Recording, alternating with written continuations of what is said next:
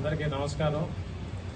ఈరోజు రాజంపేటలో ఒక పెద్ద అవినీతి జరుగుతూ ఉంటే ఈ జగన్మోహన్ రాజు గారు టీడీపీ ఇన్ఛార్జి ఎక్కడ దాక్కున్నాడో అక్కడ కనపడడం లేదు.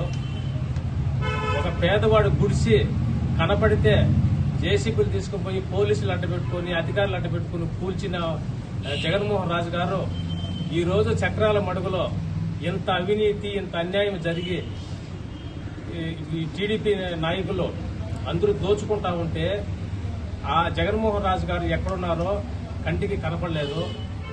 ఆ టీడీపీ జగన్మోహన్ రాజు కూడా కొద్ది మందికి అతనికి దగ్గర ఉండే అంత వాళ్ళకి మాత్రమే చేసి మిగతా వాళ్ళు కూడా ఈ ఊరిని పడుచుకునే పరిస్థితులు లేడు. అటువంటి పరిస్థితి నుంచి ఈ జగన్మోహన్ రాజు గారికి ఎంత డబ్బులు ముడుపులు ముట్టినాయని చెప్పి ఈ రాజంపేట నియోజకవర్గం ప్రజలందరికీ తెలుసు బాగా.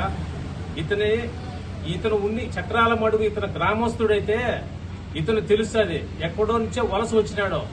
అతనికి ఇక్కడుండే గ్రామం గురించి ఇక్కడ ఉండే పరిపాలన గురించి ఏమీ తెలీదు. పోతే మొత్తం అంత అమ్ముకొని దోచుకొని మళ్ళా వలస వెళ్ళిపోవాలనే ఒక ఉద్దేశంతోనే ఉన్నాడు.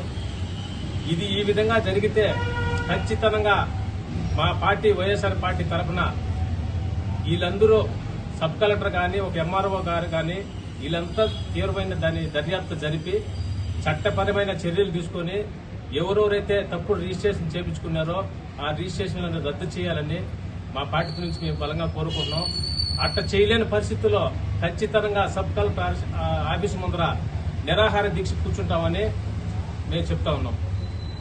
ఈ రోజు రాజంపేటలో ఒక ఐఏఎస్ ఆఫీసర్ సబ్ కలెక్టర్ అయినటువంటి మేడం గారికి మన రాజంపేటకు ఉండటం కూడా మన అదృష్టం. ఆ సబ్ కలెక్టర్ గారు ఒకసారి చక్రాల మడుగుకి వెళ్లి మొత్తం అంతా పరిశీలించి దాని చక్రాల మడుగును నీళ్లు పోయే విధంగా బాగా వెల్లడప చేయాలని కూడా ఆ మేడం దృష్టికి తీసుకెళ్తాం. ఇది సబ్ కలెక్టర్ ఒక్కరికే కాదు, కలెక్టర్ దగ్గరికి తీసుకెళ్తాం.